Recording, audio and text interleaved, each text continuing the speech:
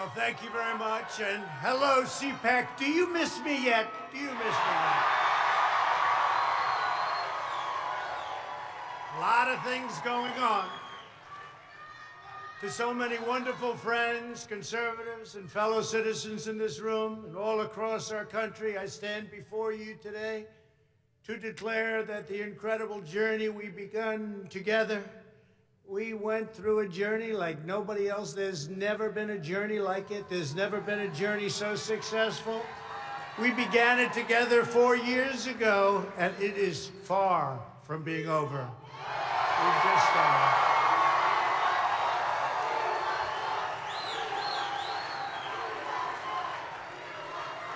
Our movement of proud, hardworking, and you know what this is? The hardest working people, hardworking American patriots, is just getting started. And in the end, we will win. We will win. We've been doing a lot of winning.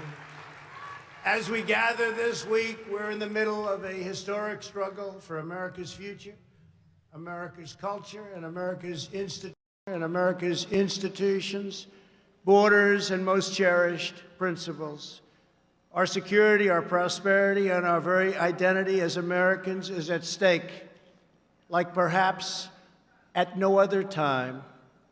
So no matter how much the Washington establishment and the powerful special interests may want to silence us, let there be no doubt we will be victorious and America will be stronger and greater than ever before.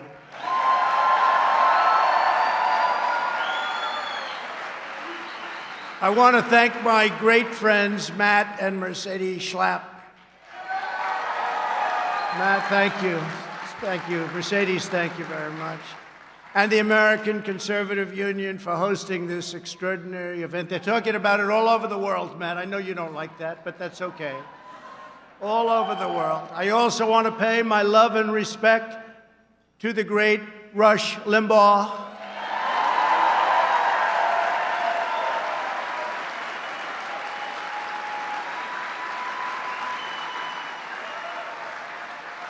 Who is watching closely and smiling down on us. He's watching and he's loving it, and he loves Catherine. Catherine, thank you for being here. So great. Thank you, Catherine. He loved you, Catherine. I will tell you that.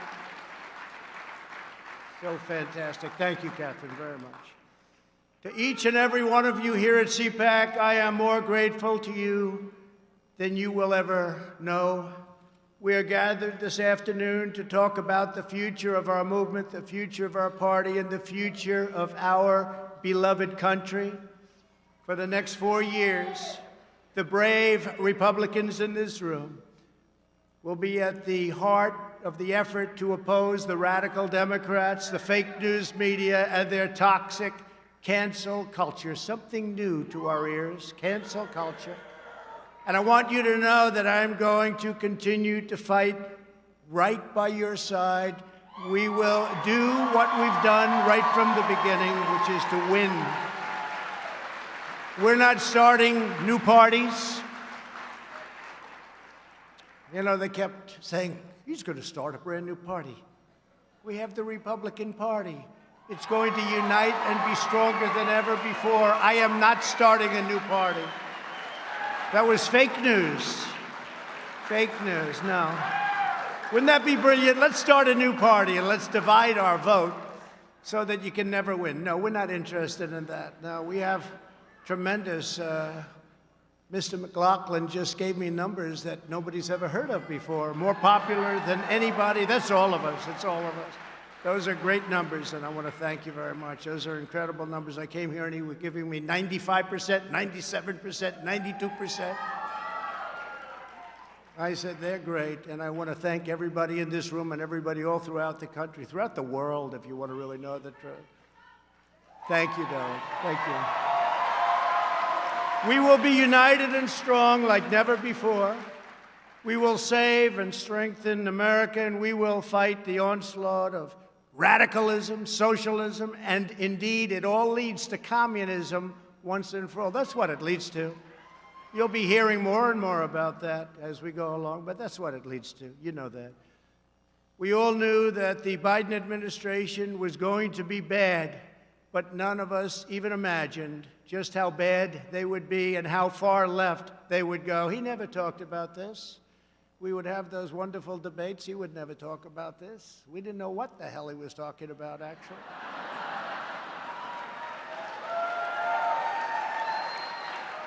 His campaign was all lies, talked about energy. I said, you know, this guy actually, he's okay with energy. He wasn't okay with energy. He wants to put you all out of business. He's not okay with energy. He wants windmills, the windmills that don't work when you need them. Joe Biden has had the most disastrous first month of any president in modern history. That's true. Already the Biden administration has proven that they are anti-jobs, anti-family, anti-borders, anti-energy, anti-women, and anti-science. In just one short month, we have gone from America first to America last. You think about it, right? America last. There's no better example than the new and horrible crisis on our southern border. We did such a good job. It was all worked. Nobody's ever seen anything like we did, and now he wants it all to go to hell. When I left office just 6 weeks ago, we had created the most secure border in U.S. history. We had built almost 500 miles of great border wall. That helped us with these numbers because once it's up, you know, they used to say a wall doesn't work. Well, you know what I've always said? Walls and wheels, those are two things that will never change. The wall has been amazing. It's been incredible. And little sections of it to complete, they don't want to complete it. They don't want to complete little sections in certain little areas. They don't want to complete, but it's had an impact that nobody would have even believed.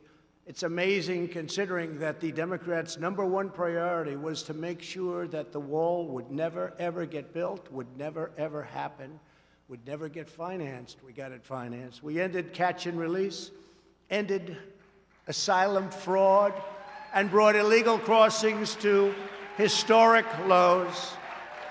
When illegal aliens trespass across our borders, they were promptly caught, detained, and sent back home.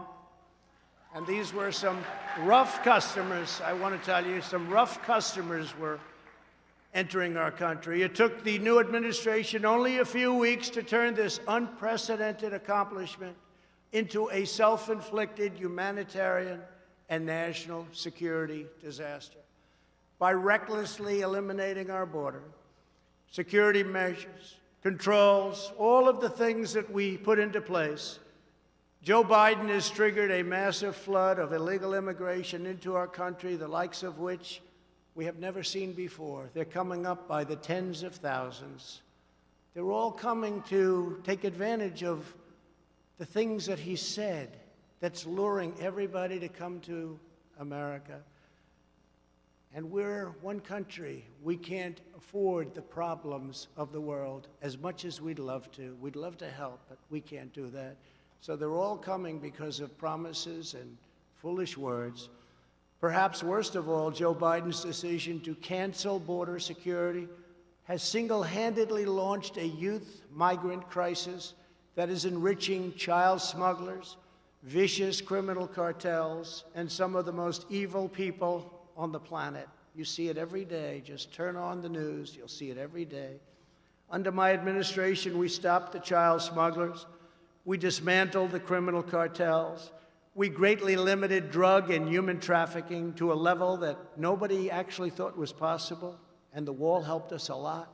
And we protected vulnerable people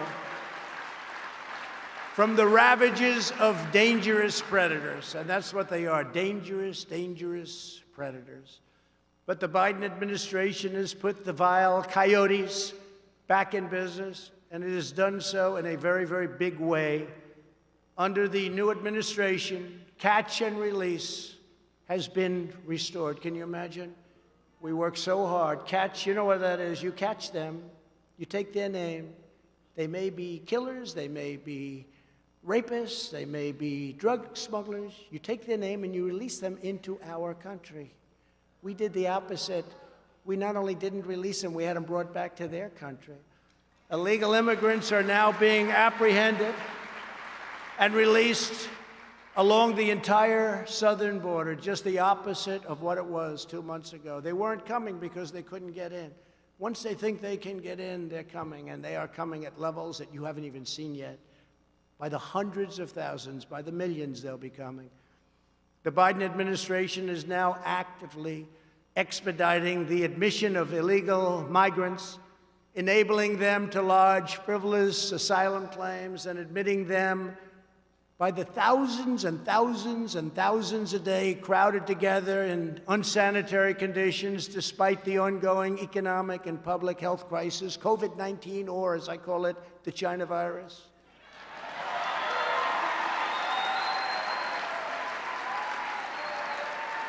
There's no masks. There's no double masks. That was a new one that came out 2 weeks ago. First, Fauci said, you don't need masks, no good, no. Then all of a sudden he wanted them, now he wants double masks. No social distancing, no nothing. They're together, and it's sad, actually, and it's sad for them, and it's sad for our country. What the Biden administration is doing to push young migrants into the hands of human traffickers and coyotes is dangerous, immoral, and indefensible. Hard to believe it's happening. Biden has failed in his number one duty as chief executive, enforcing America's laws. This alone should be reason enough for Democrats to suffer withering losses in the midterms and to lose the White House decisively 4 years from now.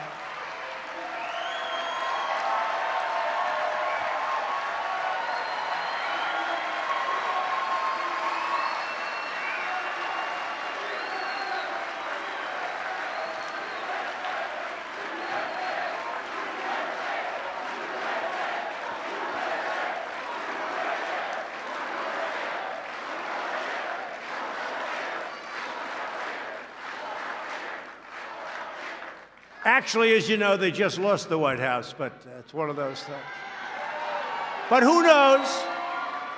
Who knows? I may even decide to beat them for a third time, okay? Beat them for a third time.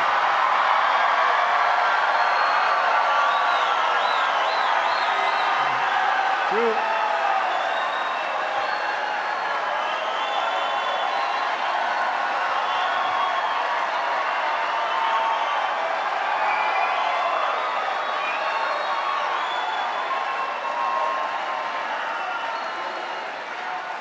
Joe Biden defunded the border wall and stopped all future construction, even on small open sections that just needed to be finished up. Routine little work, it's already been bought. Wait till the contractors get to them and they say, no, it costs us much more money not to finish the small section than if we finished it. That's going to be nice. Wait till you see those bills start pouring in. He revoked the executive order cracking down on deadly sanctuary cities. He has effectively ordered a shutdown of ICE, halting virtually all deportations. Everyone, murderers, everybody, no more. Let's not deport people. And restricting our law enforcement professionals, and they are great professionals. You have many of them represented here today, from conducting almost any immigration enforcement of any kind. The Biden policy of releasing criminals into the U.S. interior is making America into a sanctuary nation where criminals, illegal immigrants, including gang members and sex offenders, are set free into American communities. They have no idea who's coming up. And remember, with the caravans, these countries, not only the three of them, but many, many countries all over the world, they're not giving us their best and their finest. Because they're intelligent. They're not giving us their best and their finest. Remember I said that. I said that a long time ago when I made the first remarks, when I came down the escalator with our great future First Lady. who says hello, who loves you as much as I love you. But I said that a long time ago, and we turned out to be 100% correct. Biden's radical immigration policies aren't just illegal. They're immoral, they're heartless, and they are a betrayal of our nation's core values. It's a terrible thing that's happening. The Republican Party must hold Joe Biden and the Democrats accountable. They ripped up the diplomatic agreements we negotiated with Honduras, Guatemala, and El Salvador to shut down illegal immigration. You know, they got a fortune. They got paid $500 million a year. When I came into office, those countries were refusing to take back illegal alien gang members, including MS-13, the most vicious, probably of them all. No matter where you go in the world, MS-13, they do things that even the worst don't think about. So I asked, how much do we pay these countries? How much do we pay them? Sir, we pay them approximately $500 million a year. It's a lot of money. I mean, it's peanuts compared to the way other countries rip us off, but that's a lot of money. I said, okay, we aren't going to pay them anymore because they wouldn't take back the criminals. And this was true with the Obama administration. It was true for many, many years. So we'd catch a murderer, we'd want to bring him back to Guatemala or Honduras, or El Salvador. They wouldn't take him back. No, we don't want him. We'd fly him in, they wouldn't let the plane land. We'd bus him in, they wouldn't let the buses get anywhere near the border. And I said, we're not going to pay him anymore. So after I said that, and I stopped payment, you know, like a term that we use in the world of business, let's stop payment. So we stopped payment. They were delinquent. We stopped payment. And they very quickly came to the table, and we made a deal, very quick deal. We still kept the money. We still didn't pay because... But we made a deal.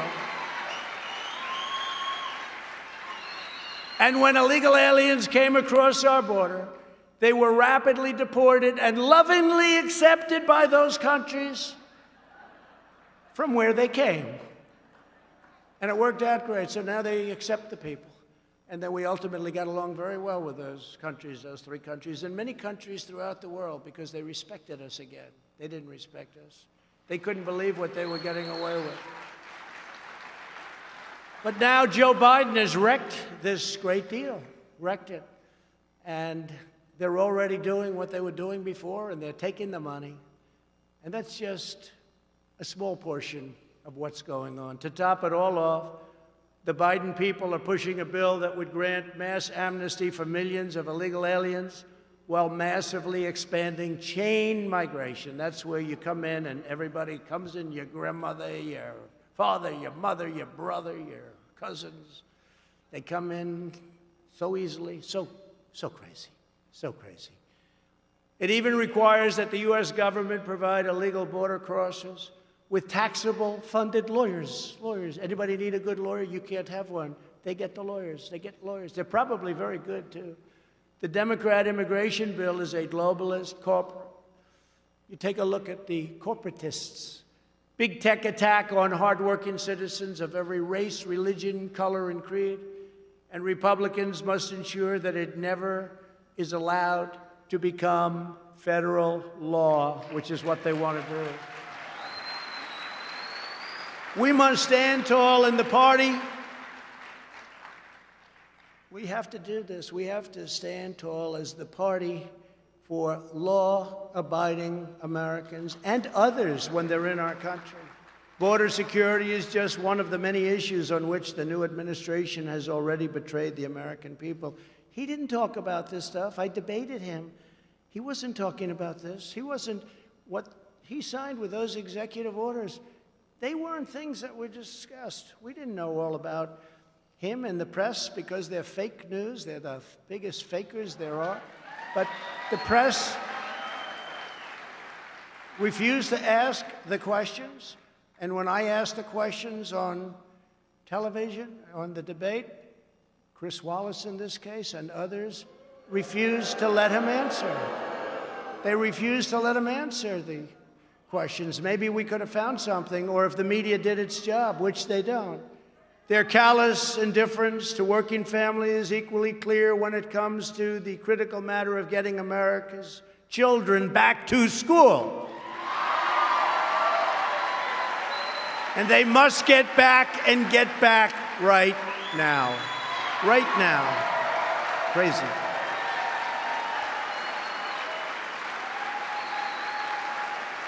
Terrible. Terrible. The Biden administration is actually bragging about the classroom education they are providing to migrant children on the border, while at the same time millions of American children are having their futures destroyed by Joe Biden's anti-science school closures. Think of it. We're educating students on the border, but our own people, the children of our citizens themselves, are not getting the education that they deserve. There's no reason whatsoever why the vast majority of young Americans should not be back in school immediately.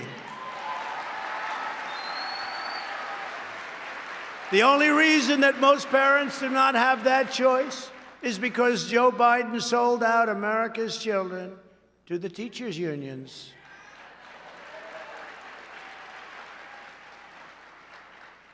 His position is morally inexcusable, you know that. Joe Biden has shamefully betrayed America's youth, and he is cruelly keeping our children locked in their homes. No reason for it whatsoever. They want to get out. They're cheating the next generation of Americans out of the future that they deserve, and they do deserve this future. They're going to grow up, and they're going to have a scar. It's a scandal of the highest order and one of the most craven acts by any president in our lifetimes. It's the teachers' union. It's the votes. And it shouldn't happen. And nobody has more respect for teachers than I do. And I'll bet you a lot of the people within that union, they agree with everything I'm saying. Even the New York Times is calling out the Democrats. The mental and physical health of these young people is reaching a breaking point. Tragically, suicide attempts have skyrocketed, and student depression is now commonplace and at levels that we've never seen before. The Democrats now say we have to pass their $1.9 trillion boondoggle to open schools, but a very small part of it has to do with that. You know where it's going. It's going to bail out badly run Democrat cities, so much of it.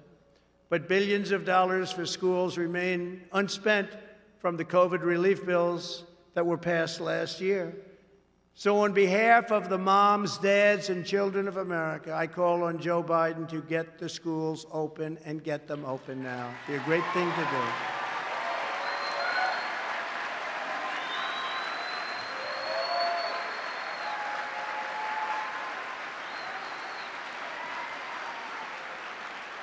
When I left office, and we're very proud of this because this was something that they said could not be done. The FDA said it. Everybody said it. Any article you read said it. Couldn't be done. It would be years and years. I handed the new administration what everyone is now calling a modern-day medical miracle. Some say it's the greatest thing to happen in hundreds of years. 2 vaccines produced in record time with numerous others on the way, including the Johnson & Johnson vaccine that was approved just yesterday.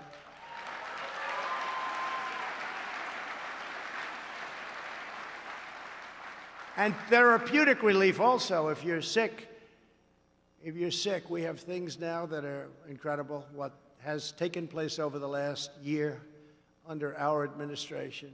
It would have taken any other president at least 5 years, and we got it done in 9 months. Everyone says 5 years, so 5 years. Can you imagine if you had to go through what all of the countries of the world who are now getting the vaccine or soon will be getting it from various companies, but can you imagine if all of those countries had to go through what they've been going through over the last year? You'd lose hundreds of millions of people. I pushed the FDA like they have never been pushed before. They told me that loud and clear. They have never been pushed like I pushed them. I didn't like them at all. But once we got it done, I said, I now love you very much. What the Trump administration has done with vaccines has, in many respects, perhaps saved large portions of the world, not only our country, but large portions of the world. Not only did we push the FDA far beyond what the bureaucrats wanted to do, we also put up billions and billions of dollars, $10 billion, to produce the vaccines before we knew they were going to work. It was called a calculated bet or a calculated risk. We took a risk because if we didn't do that, you still wouldn't have the vaccines. You wouldn't have them for a long time. So think of that. We took this bet. We made a bet because we thought we were on a certain track. But you'd be starting to make them right now. It would be a long time before you ever saw them. It takes 60 to 100 days to manufacture and inspect new doses. And that means that 100% of the increased availability that we have now was initiated by our administration, 100%.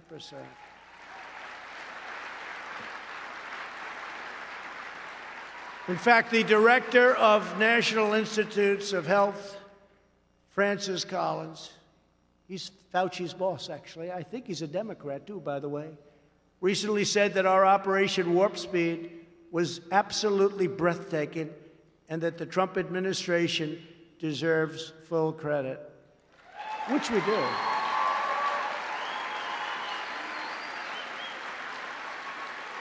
And as conservatives and Republicans, never forget that we did it. Never let them take the credit because they don't deserve the credit. They just followed now, they're following our plan, but this has been something that they really call it an absolute miracle. Joe Biden is only implementing the plan that we put in place.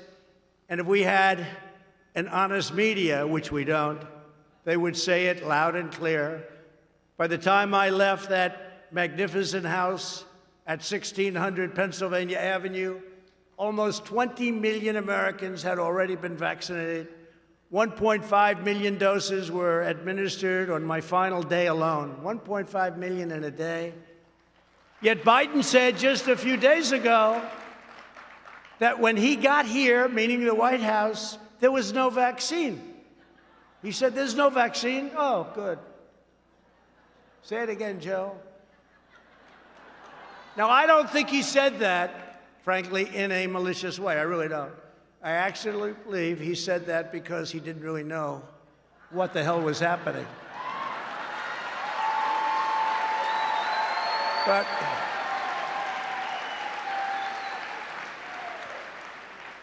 never let them forget this was us. We did this. And the distribution is moving along according to our plan. And it's moving along really well. We had the military, what they've done, our generals and all of the people, what they've done is incredible. But remember, we took care of a lot of people, including, I guess, on December 21st, we took care of Joe Biden because he got his shot. He got his vaccine. He forgot. It shows you how unpainful that vaccine shot is. So everybody go get your shot. He forgot. So it wasn't very traumatic, obviously, but he got his shot. And it's good that he got his shot.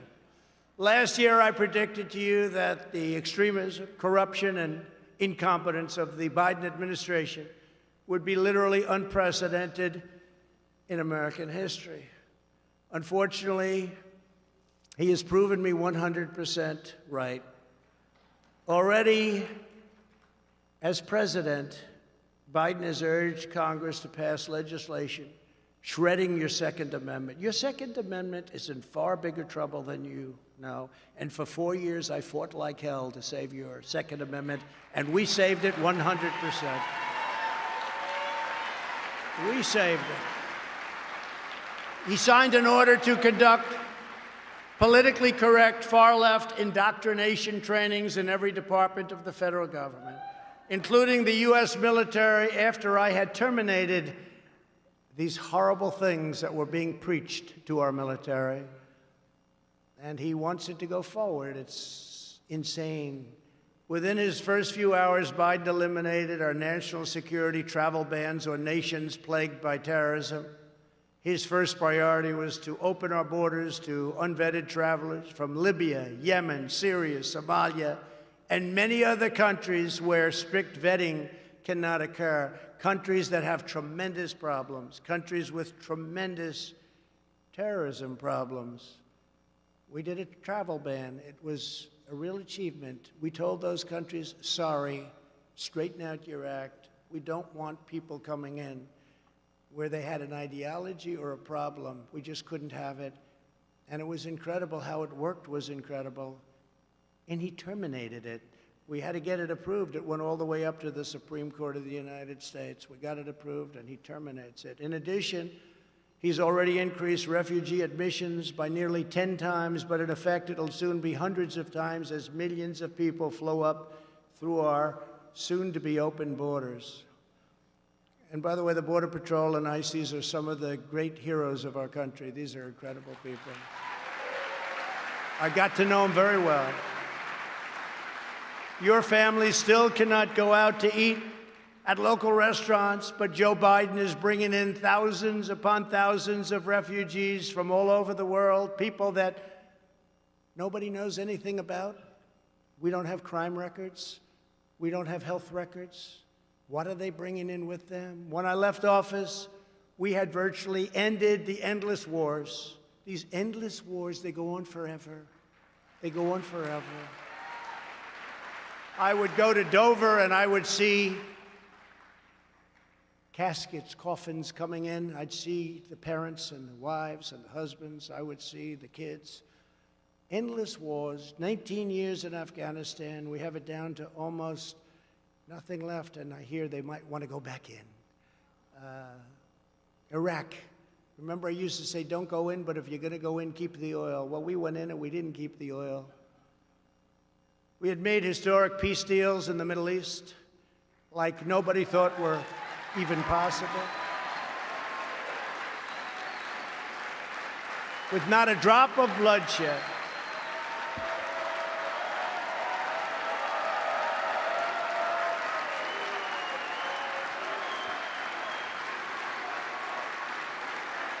And by the way, not one American soldier has been killed in Afghanistan in over a year. Think of that. Not one. Those troops have largely come home. At the same time, the new administration unilaterally withdrew our crippling sanctions on Iran, foolishly giving away all of America's leverage before negotiations have even begun. Leave the sanctions, negotiate. Does anybody understand what I'm saying here? Are there any good business people? You don't have to be a good. Are there any bad business people? They took off the sanctions. They took off the sanctions. They said, well, we're going to not have any sanctions. Let's negotiate a deal. I don't know, Matt Schlapp. I don't think you would have done that. Do you think so, Matt? I don't think so. Mercedes wouldn't have. No, you do that. You make a deal, and then you do what they wanted. I will tell you something, and I said it. Had we had a fair election, the results would have been much different, and we would have had a deal. We would have had a deal with Iran within the first week. They wanted those sanctions off. He took them off for nothing, for nothing. Now you watch how tough they negotiate. In another horrendous surrender, he agreed to get back into the World Health Organization for approximately $500 million a year, which is what we were paying. When I withdrew from the WHO, and you know the whole story with that, they called it badly. They really are puppets for China. They called and they wanted us to stay in. I said, how much are we paying? Approximately $500 million. How much is China paying? A much larger in terms of population country. Sir, they're paying $39 million. I said, why are we paying $500 million and they're paying $39? I could tell you why, because the people that made the deal are stupid, that's why. So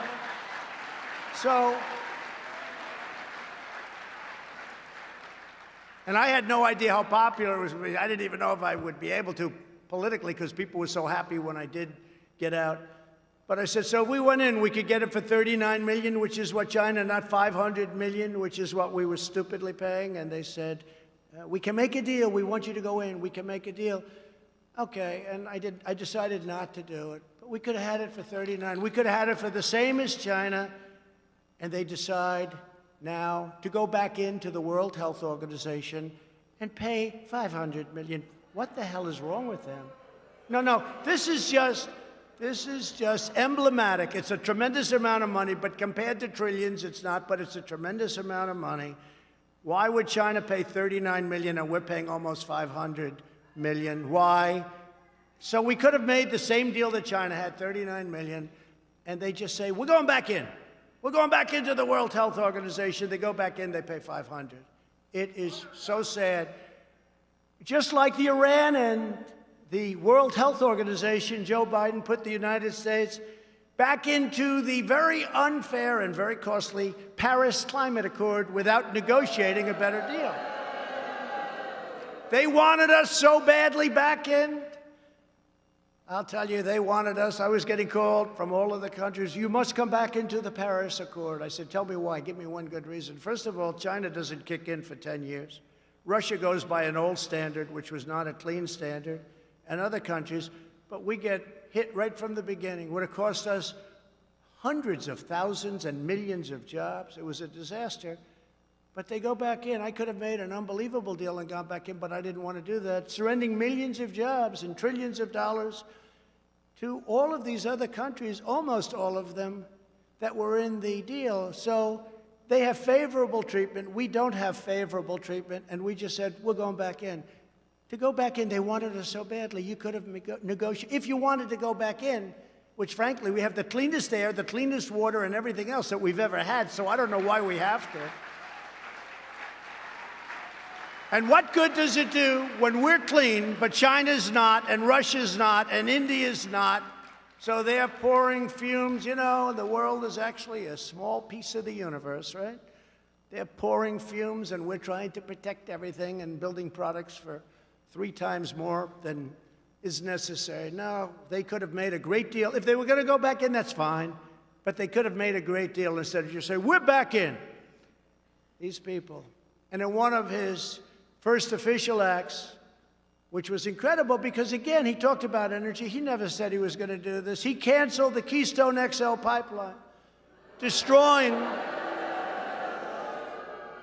not the 8,000 or the 9,000 or the 11,000 jobs that you hear, but 42,000 great-paying jobs on just about day one, right? He never talked about that during a debate because he wouldn't have gotten away with it. Well, he would have because they cheated so much it probably wouldn't have mattered.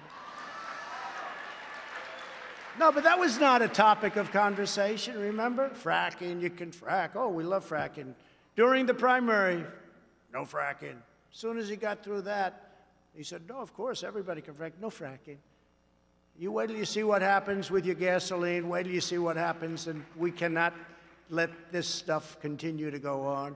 One of my proudest accomplishments as president was to make America energy independent. The United States became the #1 energy superpower on earth.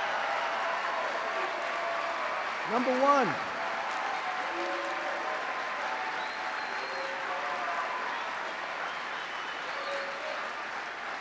Became #1. Bigger than Saudi Arabia, bigger than Russia by a lot. We left them all in the dust. They were all in the dust. But if the Democrats have their way, we are heading from energy dominance to energy disaster. That's what's happening. You have to see what's going on. Everything's being closed up. It's a disaster. The blackouts we saw in California last summer and all the time, and the windmill calamity that we're witnessing in Texas. Great state of Texas. We love Texas. But it's so sad when you look at it. That'll just be the start. How bad is wind power? So I talk about it all the time at CPAC, right? We went to CPAC, remember last, I said, we're going to watch the president. Well, Alice, the wind isn't blowing. I don't believe we'll have any electricity. Remember, we would kid, but I wasn't actually kidding. It's such an expensive form of energy. It's so bad for the environment.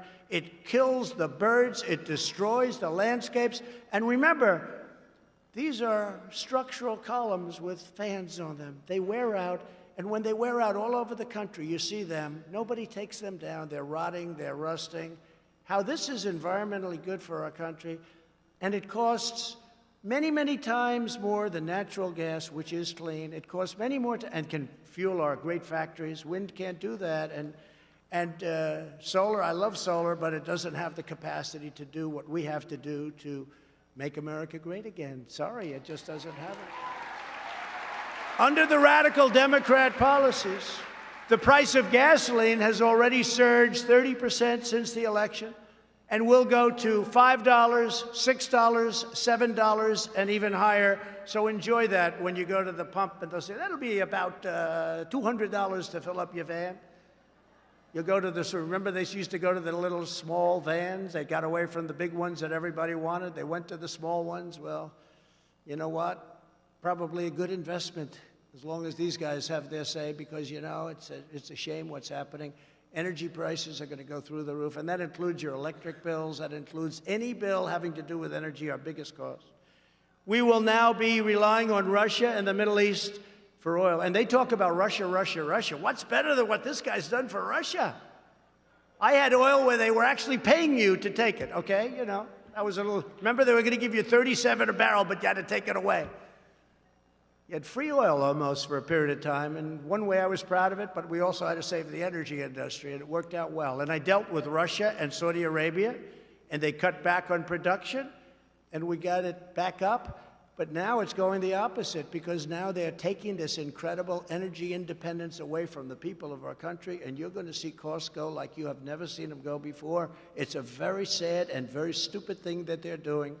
The Biden policies are a massive win for other oil-producing countries and a massive loss for the United States and our great citizens. Joe Biden and the Democrats are even pushing policies that would destroy women's sports.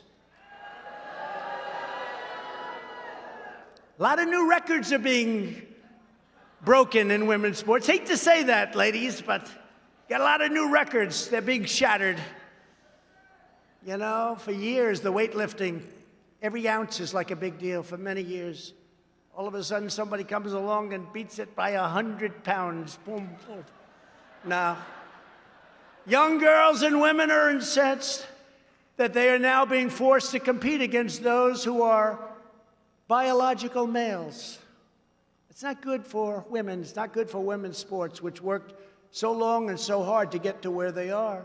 The records that stood for years, even decades, are now being smashed with ease. Smashed. If this is not changed, women's sports, as we know it, will die. They'll end. It'll end. What coach, if I'm a coach, you know, I want to be a great coach.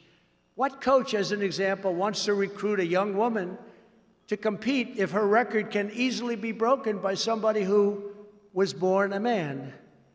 Not too many of those coaches around, right? If they are around, they won't be around long, because they're going to have a big problem when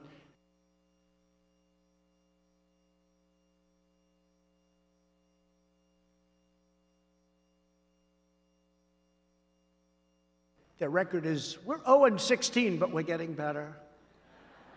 No, I think it's crazy. I think it's just crazy what's happening. We must protect the integrity of women's sports. So important. After.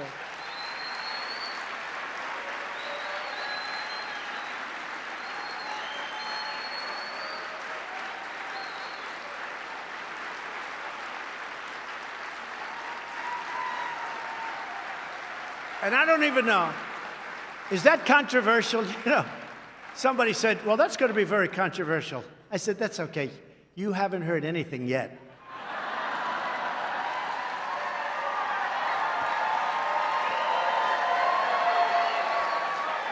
As you can see, the early weeks of the Biden administration have nothing less than, they've been a catastrophe for American workers and for American families.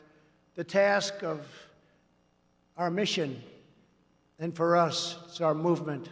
As I said, a movement like has never been seen, I think we can probably say, Never been seen anywhere in the world. I mean, nobody's ever seen a movement like this. I'd grow up and I'd watch somebody who came in second in New Hampshire or first in Iowa, and that was the end, and they became famous for the rest of their lives. We won the election twice. I mean, you know, think about it. Twice. The task for our movement and our party is to stand up to this destructive agenda with confidence and with resolve. The future of the Republican Party is as a party that defends the social, economic, and cultural interests and values of working American families of every race, color, and creed. That's why the party is growing so rapidly and is becoming a different party. And it's becoming a party of love. You have to see outside the streets. I mean, there's such love. The flags. Amazing.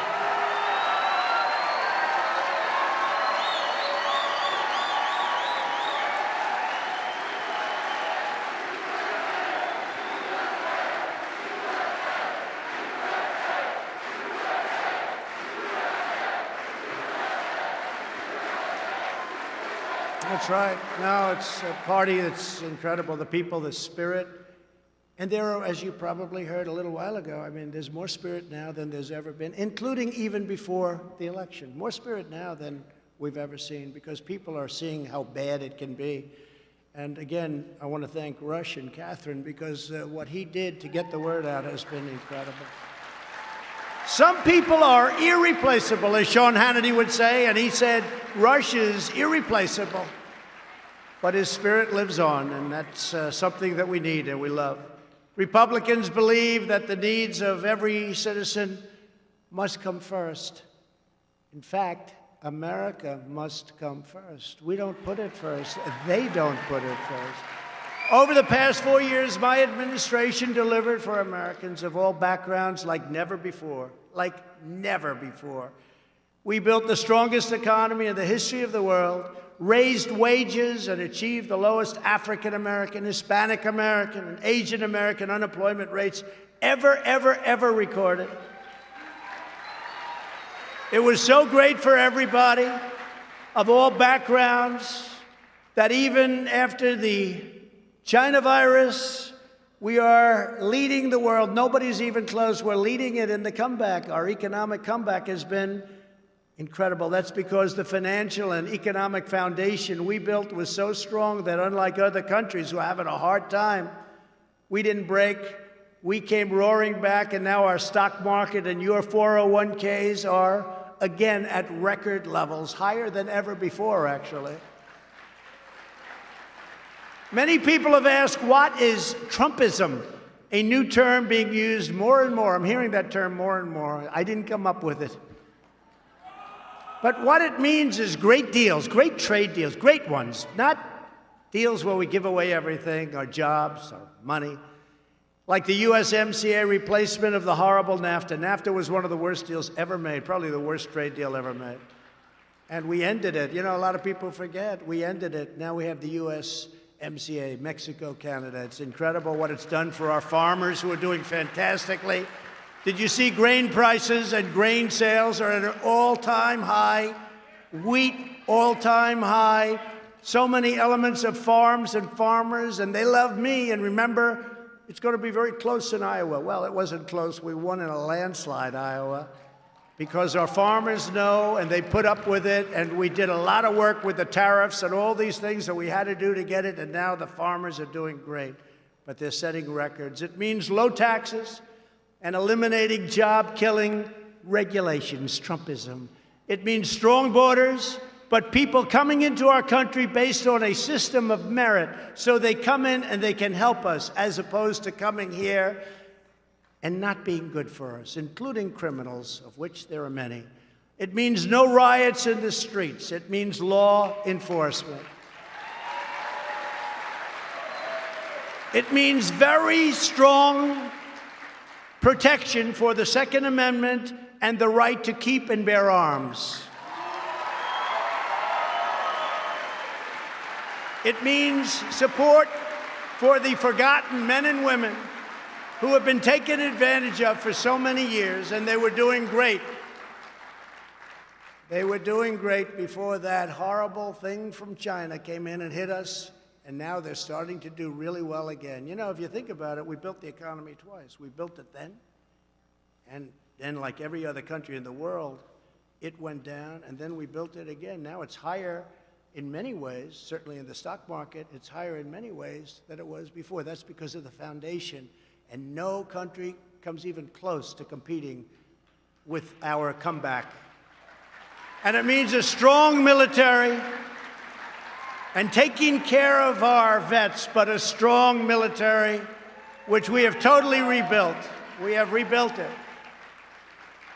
And our military has never been stronger than it is today. It was tired, it was depleted, it was obsolete, and now we have the best brand new equipment ever made, and it was all produced right here in the USA. Isn't that nice? And we take care of our vets. You know, we had a poll recently, just before leaving office. The vets had a 91% approval rating for the way we took care of them. That's the highest number in the history of the polls, the vet polls. On top of all of that, we have even created the Space Force, the first new branch of the United States military in nearly 75 years. The mission of the Democrat Party is to promote socialism. They want to promote socialism, ultimately leading, unfortunately, to communism. And that will happen. If you look at Venezuela, you look at some of these countries, that's why some of our biggest supporters are from South America, Latin America, because they've seen what goes on with all of this cancel culture, and you can't speak, and let's cut them off, and let's not give them words. The mission of our movement and of the Republican Party must be to create a future of good jobs, strong families, safe communities, a vibrant culture, and a great nation for all Americans, and that's what we're creating.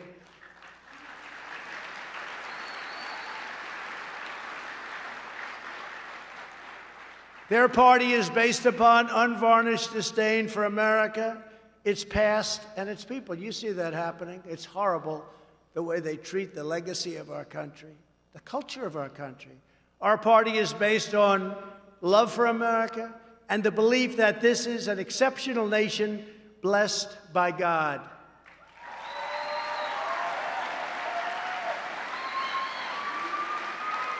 We take great pride in our country.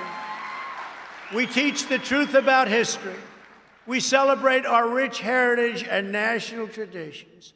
We honor George Washington, Abraham Lincoln, Thomas Jefferson, and all national heroes. And of course, we respect our great American flag.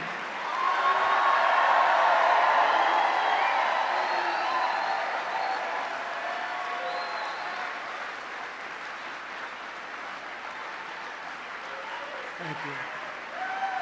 Thank you. Thank you very much. Thank you very much.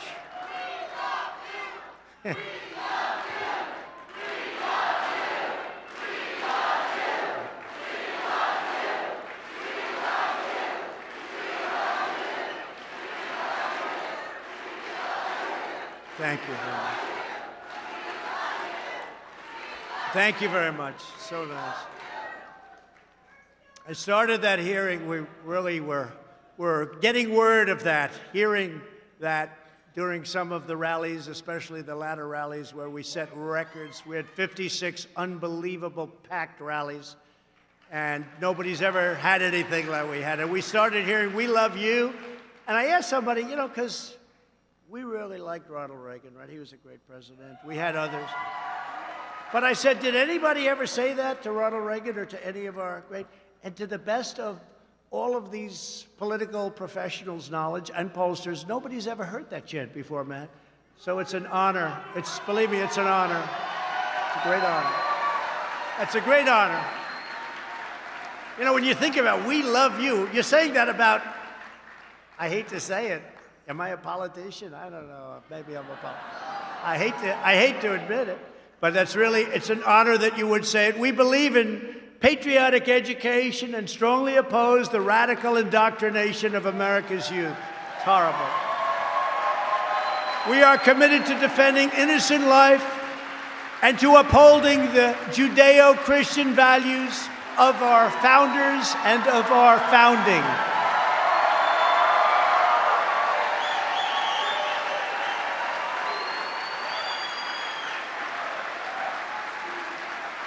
We embrace free thought, we stand up to political correctors, and we reject left-wing lunacy, and in particular, we reject cancel culture.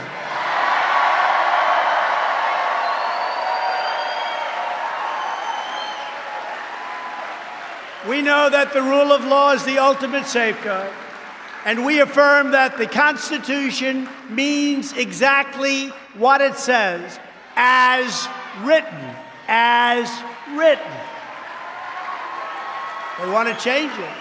They want to change it. They want to get rid of it, frankly. We believe in law and order, and we believe that the men and women of law enforcement are heroes who truly deserve our absolute support. We don't defund the police. We are not defunding the police. We believe in standing up to China, shutting down outsourcing, bringing back our factories and supply chains, and ensuring that America, not China, dominates the future of the world. That's what's going to happen. And by the way, we took in hundreds of billions of dollars from China. During my administration, they never gave us 10 cents. It was a one-way street. We took in hundreds of billions, and during negotiations, they would say, look, the one thing, we don't want any more of these tariffs. Those tariffs, we took in so much money. And what happened is they became competitive. So what happened with people, they wouldn't go to China. They'd build a lot of it back in our country. They would make it here instead. And in addition to that, we would take it in billions and billions and billions of dollars from China. But in all fairness to China, we made a trade deal with them. This was prior to COVID. Once COVID happened, I no longer cared so much about the trade deal because what happened with that was just disgraceful. But that's one of the things, that's one of the reasons that right now our farmers are doing so good. I used to tell China, look, go and get a lot of wheat, get a lot of different things, all of the things we just talked about. You better go out and do it because this country has not been treated fairly by you for many, many years, many, many years. We used to lose $504 billion trade deficit with China. 504, not million, $504 million a lot, right? You know that through the World Health Organization. Now take 504 million, make it $504 billion. We had deficits with China. It was absolutely insane that this could keep going on. It's amazing that you still have a country left. The people that did this to our country, they should be ashamed of themselves.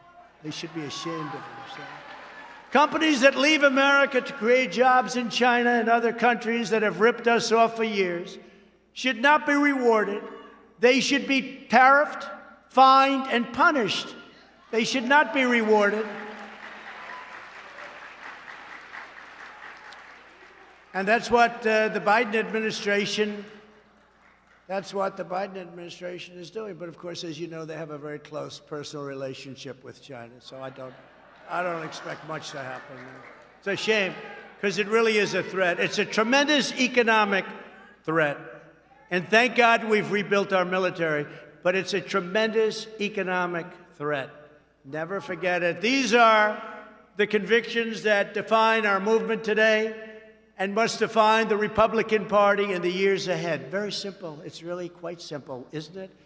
Another one of the most urgent issues facing the Republican Party is that of ensuring fair, honest, and secure elections.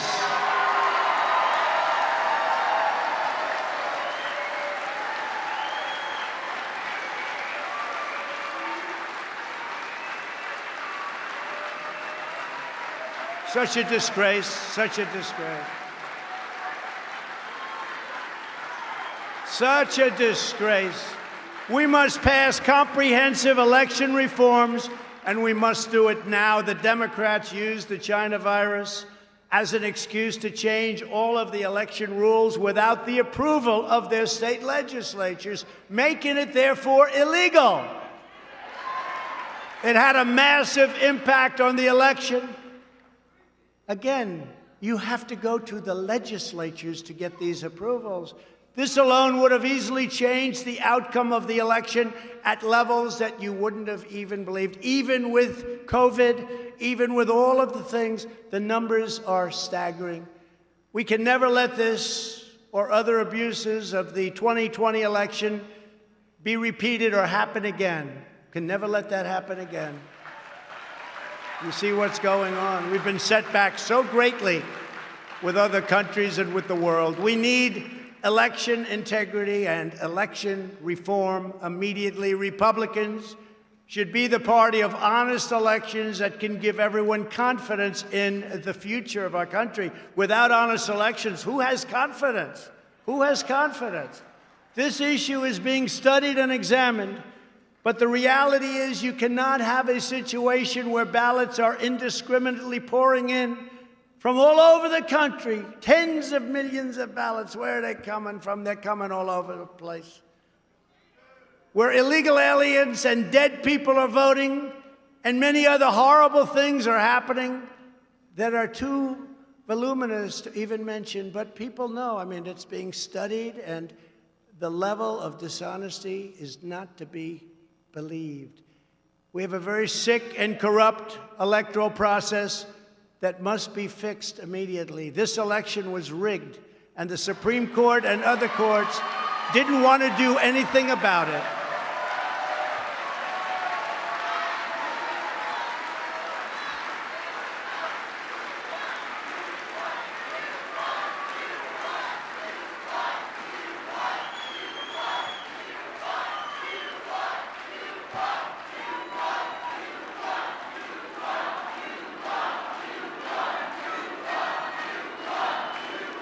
We did.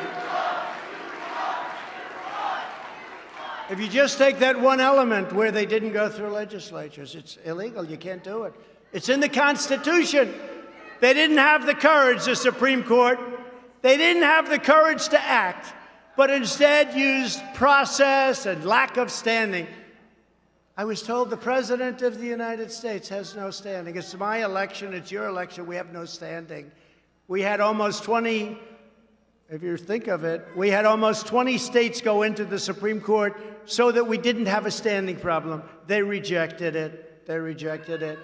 They should be ashamed of themselves for what they've done to our country. They didn't have the guts or the courage to make the right decision. They didn't want to talk about it.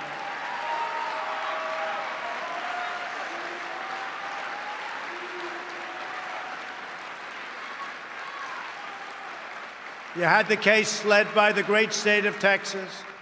18 states went in. You don't have standing. Oh, let's not talk about it. They didn't have the guts to do what should be done. And that's on top of all of the other forms of cheating, but this is the most basic of all. They would have local courts and local politicians change the rules, in some cases a day or two before the election. This should never be allowed to happen to another presidential candidate or presidential race. Should never be allowed to happen.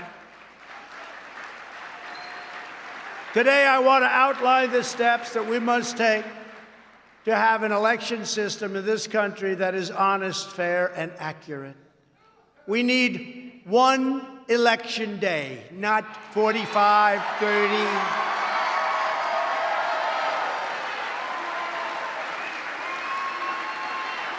One day, like it's been. And if Republicans don't get this and the other things I'm going to say, then you should, like the Supreme Court, be ashamed of yourselves. One day. And the only people that should be allowed to vote by mail are people that can be proven to be either very sick or out of the country or military where they can't do it. One day. They have millions and millions of ballots sitting around all over the place for long periods of time. Gee, I wonder what happens with those ballots. I wonder what happens. It's common sense. It's a disgrace. It's an absolute disgrace. There should be a legitimate reason for someone to vote absentee. Has to have a reason. We should eliminate the insanity of mass and very corrupt mail-in voting. We must have voter ID. Voter ID.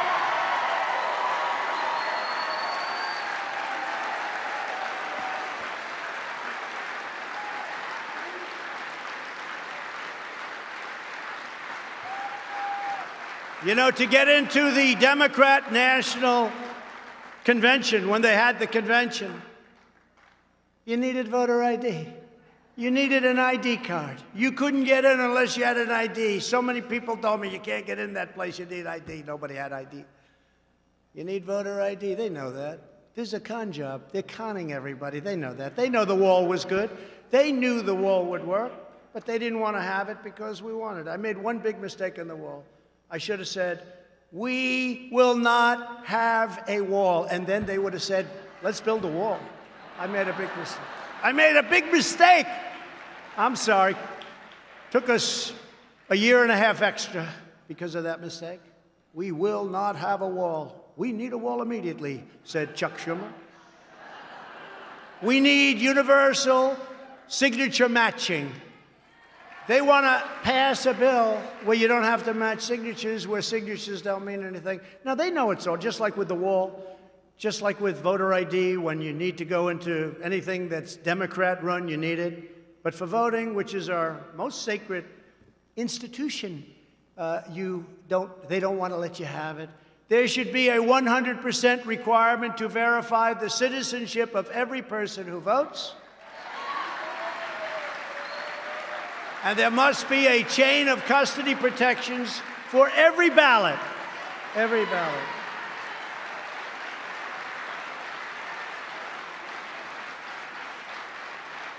And you saw what happened in Detroit and Philadelphia and many other places, swing states mostly, all over, but swing states mostly. You saw what happened. You saw what was going on. You saw that more people, you take a look at the votes. When you have more votes than you have people. That's a problem, right? Is that a problem? You know, we have a little problem adjusting in Detroit. We seem to have more votes than we have people. A lot more votes. An election-changing number. We're not talking about a number where you catch. No, these are election-changing numbers. In Pennsylvania, they had hundreds of thousands of more votes than they had people voting. What's that all about? What's that all about? Cheating, they say. Yeah, I'd say so. In the history of our country, and it has taken place for years in Pennsylvania and Detroit and various other places, but there's tremendous, never like this, because they use COVID as a way of cheating. That's what happened, and everybody knows it. Hundreds of thousands and millions of ballots. They used it as a way of getting what they've wanted for many years, and the Republicans have to do something about it.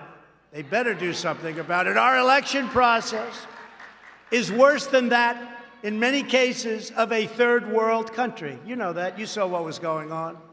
Even if you consider nothing else, it is undeniable that election rules were illegally changed at the last minute in almost every swing state, with the procedures rewritten by local politicians. You're not allowed to do that. And local judges. They want more time, they want this, they want that, all done by local politicians or local judges, as opposed to state legislatures as required by the Constitution of the United States. And these are numbers that are massive. These aren't little numbers. These are numbers that in each state is a transformative number. It changes the outcome of the election. And it's not close. Regardless of your political views, this should concern you as a constitutional matter. And the Supreme Court, again, didn't have the guts or the courage to do anything about it, and neither did other judges. And Democrats even admitted in Time magazine, which is, I would say, on the liberal side, that they just couldn't hold it in. They had to brag about it. Because what they did, they had to brag about it. They couldn't do it. You got to read the story. It's a disaster. It's a disaster for our country that we can allow something so corrupt to happen. Read that article. I really encourage you. You read that article. Yet all of the election integrity measures in the world will mean nothing if we don't have free speech. And that's where we're at now. If Republicans can be censored for speaking the truth and calling out corruption, we will not have democracy, and we will have only left-wing tyranny. And we can do this. We can do this. We're smarter than they are. We're tougher than they are. For some reason, we just don't get it done. We let them attack our businesses, and we don't attack their businesses. I believe your numbers are bigger than their numbers, but you're nicer than they are. You're not as vicious as they are. In the past, we would debate. I would have it. I'd debate. You've seen me for many years. They'd throw something. I debate. They debate. Who knows who wins? You know, people go, they vote, they see what happens. But they would have an idea. They would disagree. The public would hear it. The debate and discourse would take place. And then somebody would make a decision. You would win. You would lose. The public would make up its mind. But now there is no debate because they refuse to allow our side to even speak or be heard. They don't want debate because we have easy victories in a debate. Very easy victories. It's called common sense. It's called other things, but it's called common sense. So they don't want a debate. The time has come to break up big tech monopolies and restore fair competition.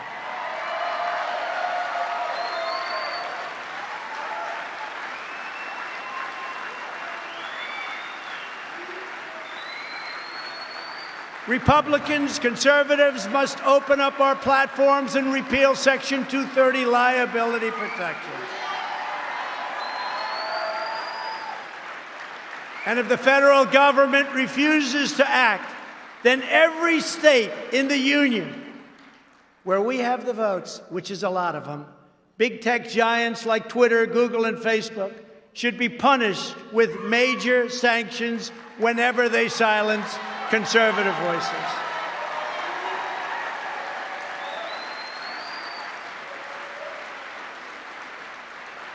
And Governor Ron DeSantis of Florida and in Texas and in other states are doing this.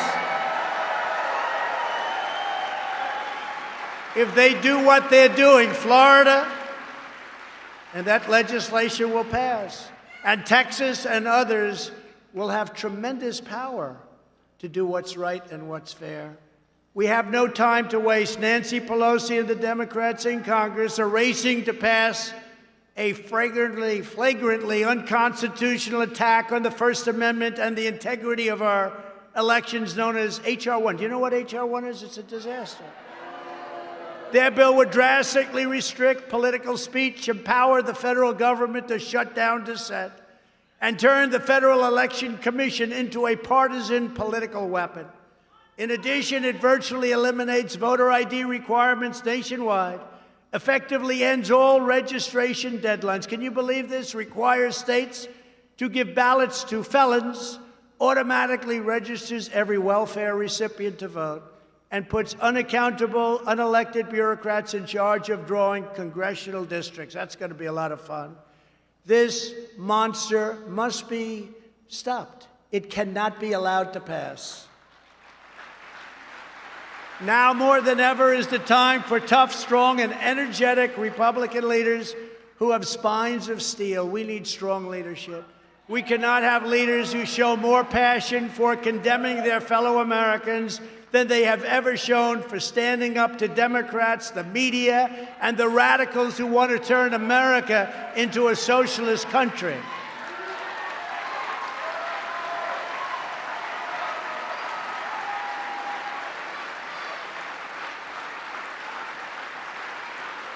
Instead of attacking me and, more importantly, the voters of our movement, top establishment Republicans in Washington should be spending their energy in opposing Biden, Pelosi, Schumer, and the Democrats. I've said to some of them, I said, you know, during the Obama years and now during Biden, if you spent the same energy on attacking them, you'd actually be successful, as you do on attacking me in many cases. The Democrats don't have grandstanders like Mitt Romney, Little Ben Sass, Richard Burr, Bill Cassidy, Susan Collins, Lisa Murkowski, Pat Toomey. And in the House, Tom Rice, South Carolina. Adam Kinzinger. Dan Newhouse. Anthony Gonzalez, that's another beauty. Fred Upton, Jamie Herrera Butler. Peter Meyer, John Katko, David Valadeo, and of course the warmonger, a person that loves seeing our troops fighting, Liz Cheney. How about that? The good news is in her state, she's been censured, and in her state, her poll numbers have dropped faster than any human being I've ever seen. So hopefully they'll get rid of her with the next election. Get rid of them all. Democrats are vicious. Remember this, it's true. Democrats are vicious. He said evil. Well, there is evil there. But they're vicious, they're smart, and they do one thing. You gotta hand it to them. They always stick together. You don't have Mitt Romneys in the group. They always stick together. Fortunately, for the Republican Party, the Democrats have horrible policies like open borders, sanctuary cities, defunding the police, and the ridiculous, totally ridiculous, Green New Deal. So they stick together, they're smart, they're vicious, they got everything going, but their policies are no good. So hence we have, congratulations, the Republican Party.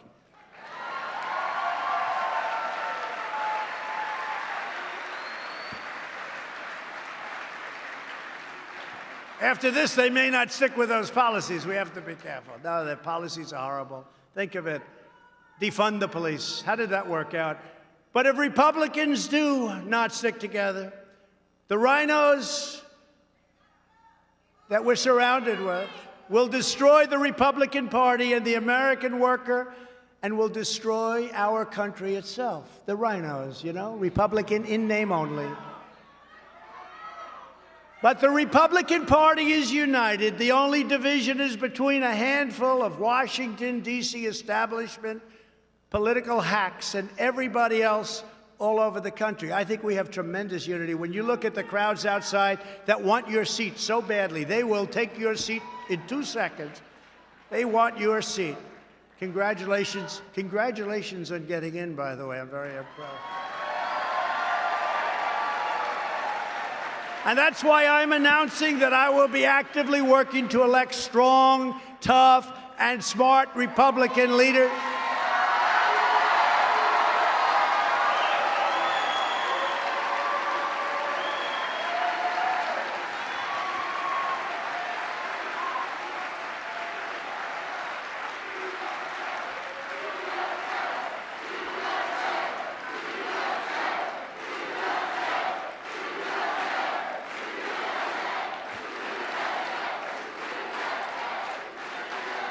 Speaking of that, I heard Jim Jordan did a great job, right? I heard that from Mark Meadows. I heard it. Oh, there he is. Look at that. Hi, Jim. I heard you were great. In fact, I hated to follow you. I want to follow other people. I could name them, too. I like to follow other people. I heard you were great. Thank you, Jim, very much. Jim Jordan, a great, great athlete.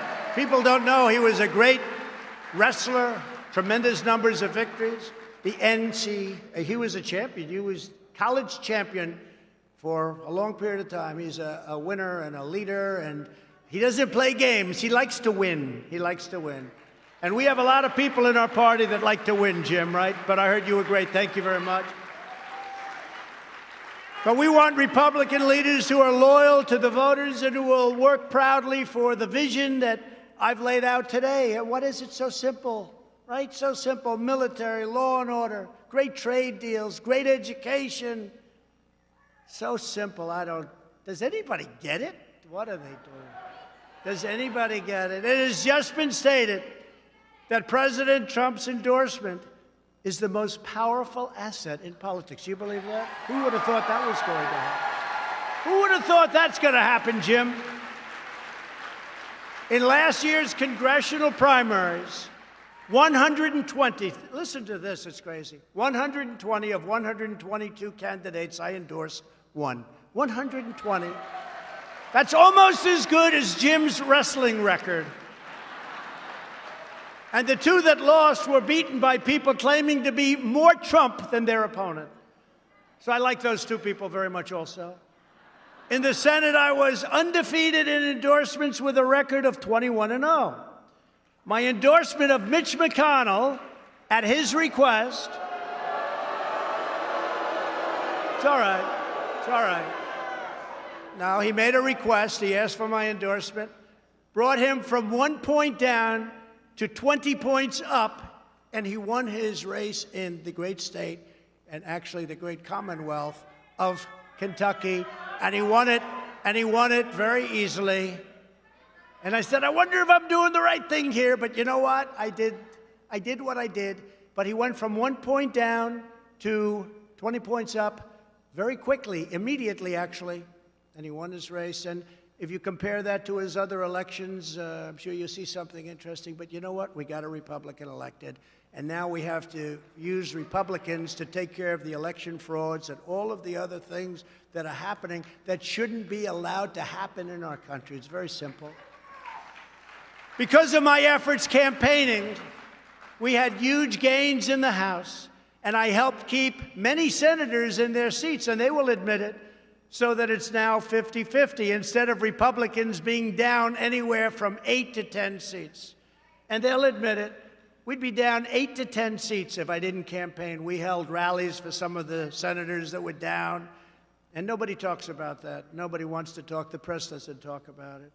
With me at the top of the ticket, not a single Republican member of Congress lost their race for the first time in decades. We won 26 of 26 toss-up races.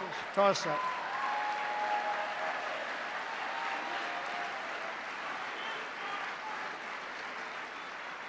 Think of that. 26 of 20, and those are toss-up. Those are races that could go anyway. We were expected to lose 25 seats, and instead we won 15 seats and almost, oh, why couldn't we have done a couple of more? Almost cost Crazy Nancy her job. We'll do that the next time around. I received almost, listen to this number, because, you know, the fake news doesn't ever talk about these numbers. I just heard this one for the first time. I received almost 1.5 million more votes than all of the Republican House candidates combined. So how the hell is it possible that we lost? It's not possible. I got more votes.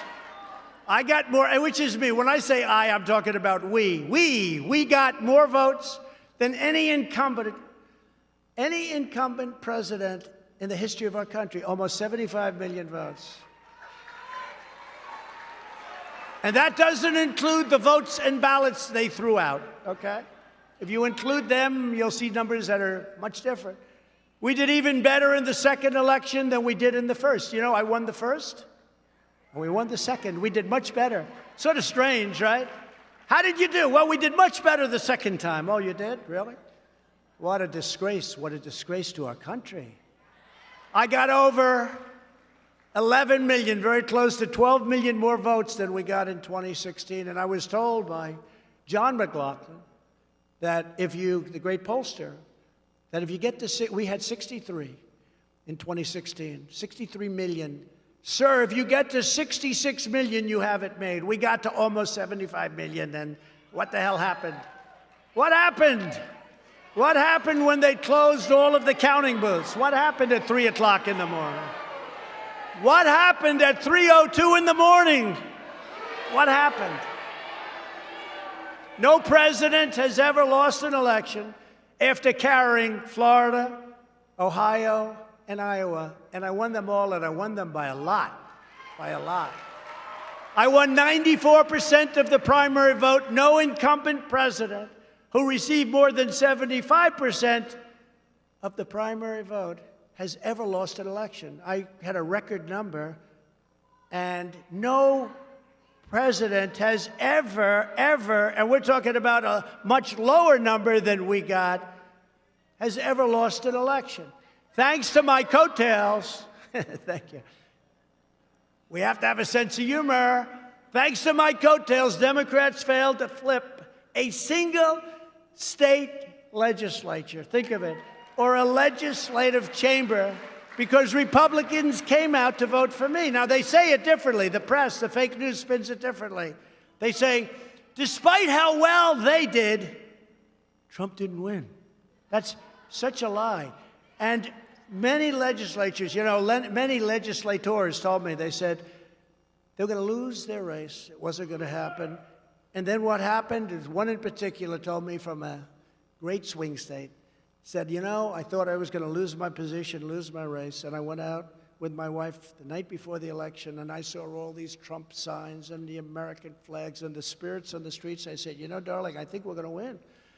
He said, but you were far, far, far more popular than me. They do lots of polls. You were way, way ahead of me, sir. And the next day I was right. He said, he won the election by a lot, and you lost the election. And, sir, it's not possible that you lost because you got a lower number than I did, and you were so far ahead of me. You're the person that brought everybody out to vote. And I happen to agree with that 1,000%. Never forget that conversation. He couldn't believe it. And I've heard it from more than one. And in November, 18 of 19 bellwether counties, you heard about the bellwether counties?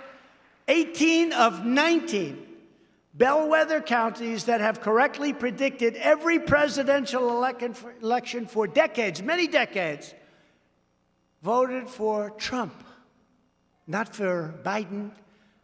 And it was a shocker to those people that go for the stats.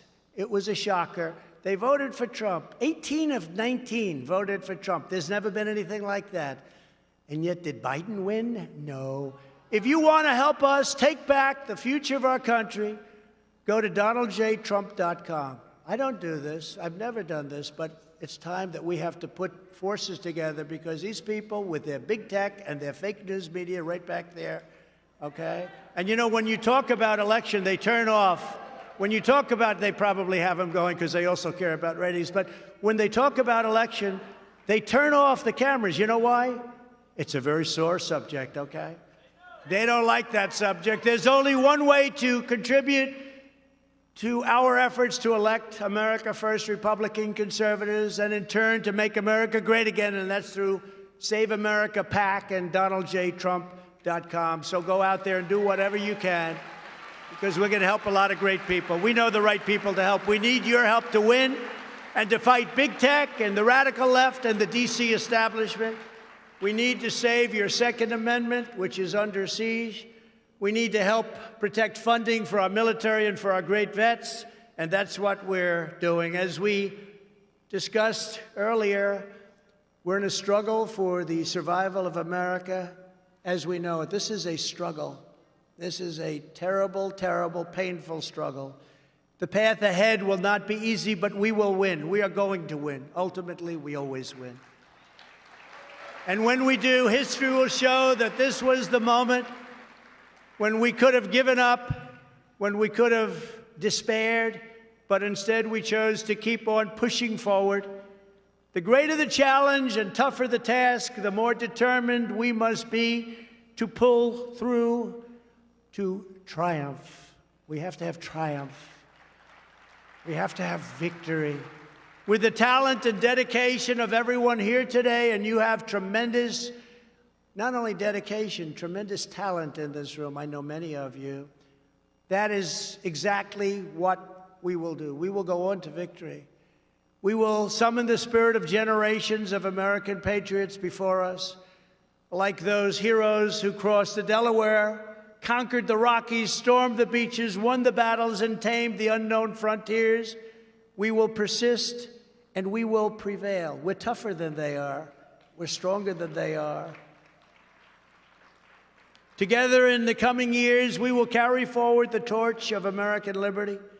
We will lead the conservative movement and the Republican Party back to a totally conclusive victory, and we've had tremendous victories. Don't ever forget it. With your help, we will take back the House. We will win the Senate, and then a Republican president will make a triumphant return to the White House. And I wonder who that will be. I wonder who that will be.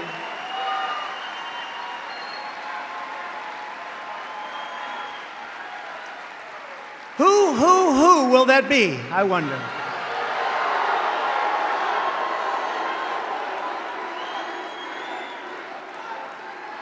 Standing before you today, I am supremely confident that for our movement, for our party, and for our country, our brightest days are just ahead, and that together we will make America prouder, freer, stronger, and greater than it ever has been before. Thank you, CPAC.